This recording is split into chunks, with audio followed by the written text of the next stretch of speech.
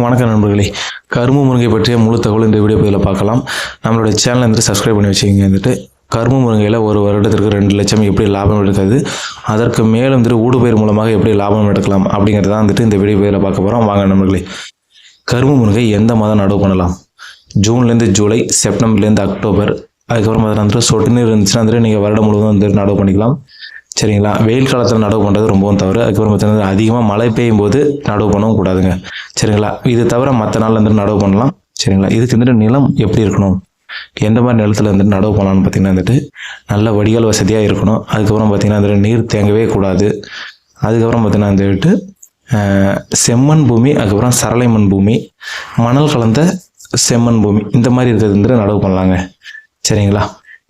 ஒரு ஏக்கருக்கு பார்த்தீங்கன்னா எப்படி நடவு பண்ணு பார்த்தீங்கன்னா 10க்கு 10 இடைவெளி, ஒவ்வொரு கண்ணுக்கு 10க்கு 10 இடைவெளி, செலவுக்கு 10க்கு 10 இடைவெளி எப்படி கொடுத்துக்கணும். ஒரு ஏக்கருக்கு எத்தனை கன்று தேவைப்படுனா 430 கன்று தேவைங்க.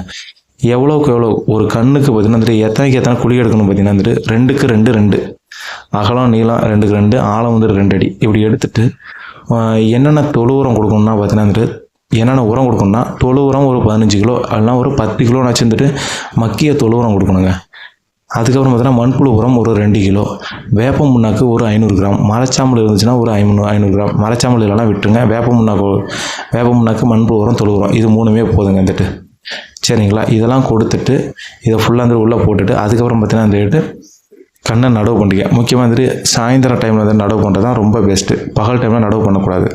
சரிங்களா? ஏன்னா இது பிஞ்சு வேறு ஒன்று செத்துரும். அதனால் சொல்கிறேன், சாயங்கால டைமில் நடவு பண்ணிவிட்டு அதுக்கப்புறம் பார்த்தீங்கன்னா தண்ணீர் பாய்ச்சிருங்க. சரிங்களா? நடவு பண்ணதுக்கப்புறம் தண்ணீர் பாய்ச்சிருங்க.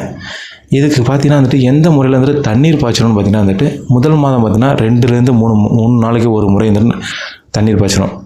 சரிங்களா? அதுக்கப்புறம் 2ஆம் மாதத்துலேருந்து ஒரு 6 மாதம் வரைக்கும் பார்த்தீங்கன்னா 4 நாளைக்கு ஒரு டைம் தண்ணீர் பாய்ச்சலாம், ரொம்ப சிறந்தது. காய்க்கிற டைமில் பார்த்தீங்கன்னா அடிக்கலாம் தண்ணி விடக்கூடாது. ஒரு வாரத்துக்கு அப்படிலாம் 15 நாளைக்கு ஒரு டைம் தான் தண்ணி விடணும். சரிங்களா? இதான் ரொம்ப சிறந்தது. இதான் சிறந்தது. அதுக்கப்புறம் பார்த்தீங்கன்னா இதுக்கு பூச்சி மேலாண்மை பார்க்கும், உரம் மேலாண்மை அதுக்கு அடுத்து பார்க்கலாம். அதுக்கு முன்னாடி பார்த்தீங்கன்னா கவாத்து. சரிங்களா? எப்போ கவாத்து பண்ணணும்னு பார்த்தீங்கன்னா கண்ணு நட்டு 4லேருந்து 5 அடி உயரம் வந்துச்சுன்னா உடனே நுனியை கட் பண்ணணும். ஏன் நுனியை கட் பண்ணிட்டோம்னா பக்க கிளைகள் நல்லா வெடிக்குங்க. நுனியை கட் பண்ணாமல் அப்படியே விட்டிங்கன்னா ரொம்ப ஹைட்டாக வளர்ந்து தான் கிடக்குமே தவிர காய் உடைக்கிறதுக்கு அழுக்கு தேவைப்படும். அதுக்கப்புறம் பார்த்தீங்கன்னா காய் அதிகமாக காய்க்காது. இதுவே பக்கக்கிளை அதிகமாக வெடிச்சிச்சுன்னா அதிக காய் காய்க்கும். சரிங்களா? அதிகமாக பூ பூக்கும், அதிகமாக காய் காய்க்கும். கவாத்து பார்த்தீங்கன்னா ஒவ்வொரு டைமும் ஒரு வருடத்துக்கு பார்த்தீங்கன்னா 2 முறை, 6 மாதத்துக்கு ஒரு முறை கவாத்து பண்ணுறது ரொம்ப நல்லது.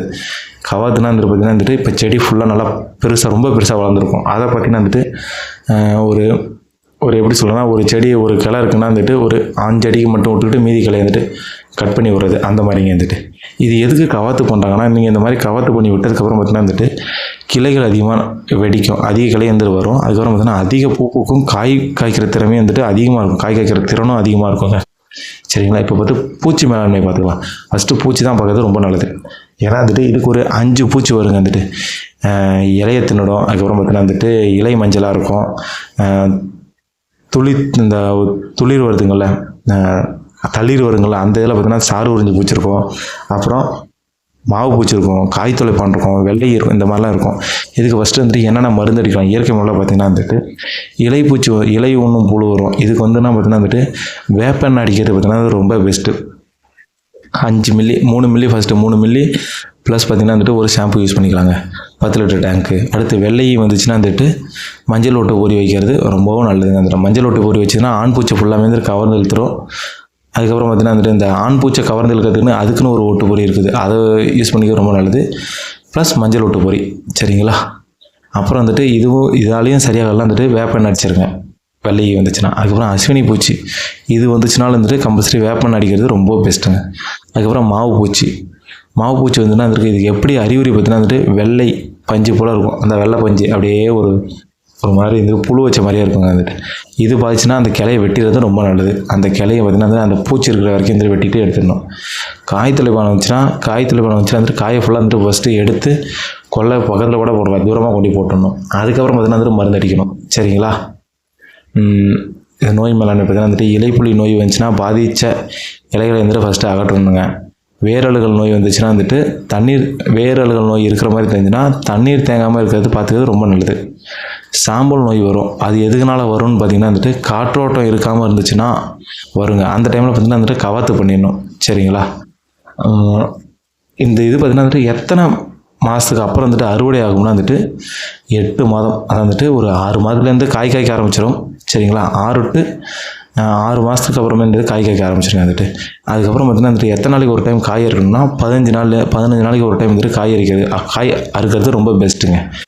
இதுக்கு உரம் மேலாண்மை இருக்குதுங்க வந்துட்டு. உரம் பார்த்திங்கன்னா வந்துட்டு இயற்கை முறையில் பண்ணுறது பார்த்திங்கன்னா வந்துட்டு இயற்கை முறையில் பண்ணிங்கன்னா ஃபஸ்ட்டு பார்த்திங்கன்னா வந்துட்டு என்னென்ன உரம் கொடுக்கணும்னா வந்துட்டு 30ஆவது நாள் பார்த்திங்கன்னா வந்துட்டு ஜீவாமிர்தம் ஒரு 5 லிட்ரு செடிக்கு, பஞ்சகாவியா ஒரு 30 மில்லி செடிக்கு. சரிங்களா? லிட்டருக்கு பார்த்திங்கன்னா வந்துட்டு இலை மூலமாக வந்துட்டு தெளிப்பு பண்ணணும்.